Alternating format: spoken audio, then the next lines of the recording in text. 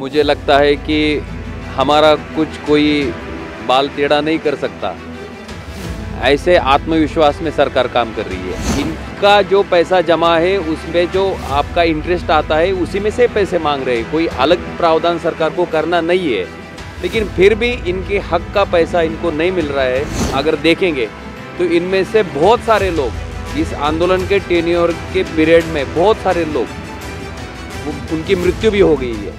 नमस्कार, मैं कशिश और स्वागत है आपका लीडिंग भारत में। अगर देखा जाए यहाँ पर जो ईपीएस की पेंशन थी, जो काफ़ी पैसा लिया गया, लेकिन अब सरकार यहाँ पर पैसा निकालने में कहीं ना कहीं कमी करती हुई नजर आ रही है। उसको लेकर लगातार जो लोग हैं वो परेशान हैं कि आगे का जो भविष्य है वो किस तरीके समझेंगे। तो हमने आपको तमाम जानकारी दी थी पहले भी। अब देखा जाए यहाँ पर तो कुछ नेता, कुछ मंत्री, कुछ मिनिस्टर है जो लगातार सपोर्ट में है। लेकिन सर, सीधा सवाल यही है कि आप इतने समय से सपोर्ट कर रहे हैं, लेकिन कोई यहाँ पर रिजल्ट नहीं निकल कर आ रहा। देखिए, सरकार के पास संसद में भी ये मुद्दा उठा है और सरकार के पास भी मांग कर रहे हैं। निश्चित रूप से श्रम मंत्रालय, श्रम मंत्री इसमें ध्यान देके कुछ तो निर्णय करेंगे। जैसे कि फाइनेंस मिनिस्टर को भी आज या कल हम मिल रहे और श्रम मंत्री को भी मिल रहे, इसके पहले ही मिले हो, लेकिन ये कई दिनों की, कई सालों की मांग है। मुझे लगता है कि सरकार की तरफ से ये निर्णय कुछ तो ले लेंगे। लेकिन आपको लगता नहीं कि सरकार को अगर निर्णय लेना होता, जैसे सर बता रहे इतने समय से ये चीज़ चल रही है, आप लोग भी मांग कर रहे हैं, फिर भी सरकार के कान पे जूं नहीं रेंगती नजर आ रही, क्या कारण क्या लग रहा है? आप अगर देखेंगे तो मुझे लगता है कि हमारा कुछ कोई बाल टेढ़ा नहीं कर सकता, ऐसे आत्मविश्वास में सरकार काम कर रही है। क्योंकि आप अगर यहाँ पे देखेंगे तो इनकी उम्र मुझे लगता है कोई मेरे दादाजी की उम्र का है, कोई मेरे पिताजी का उम्र का है। और हर साल आप अगर देखेंगे इनका आंदोलन का, आप अगर टेन्योर देखेंगे, बहुत सालों से ये और जायज़ मांग कर रहे हैं कि इनका जो पैसा जमा है उसमें जो आपका इंटरेस्ट आता है उसी में से पैसे मांग रहे हैं। कोई अलग प्रावधान सरकार को करना नहीं है, लेकिन फिर भी इनके हक का पैसा इनको नहीं मिल रहा है।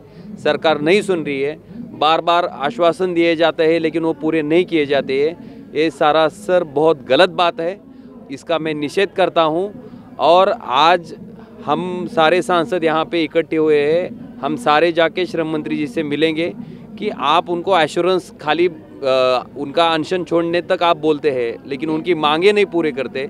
तो हमारा तीनों का ये ख्याल है कि ये सेशन ख़त्म होने से पहले इसका रिज़ल्ट मिले, क्योंकि बहुत दूर दूर से ये लोग आते हैं।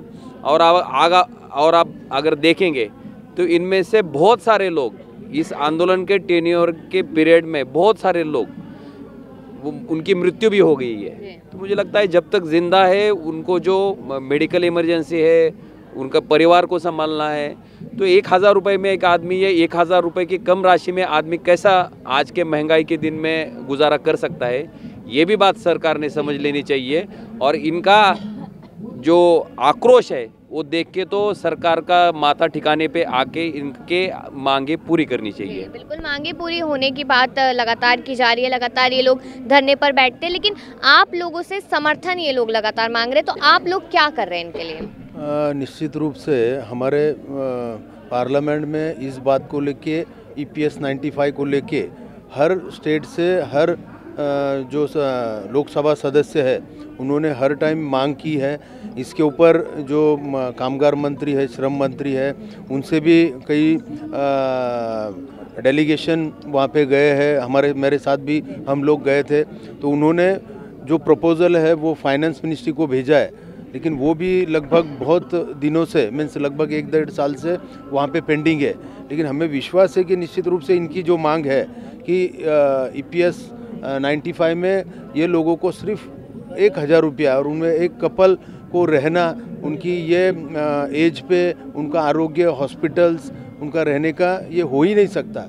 इसके लिए इन्होंने जो मांग की है वो योग्य है और हम इनके साथ में हैं। और हम निश्चित रूप से श्रम मंत्री और अर्थ मंत्री पास जाके पुनः एक बार प्रयास करेंगे।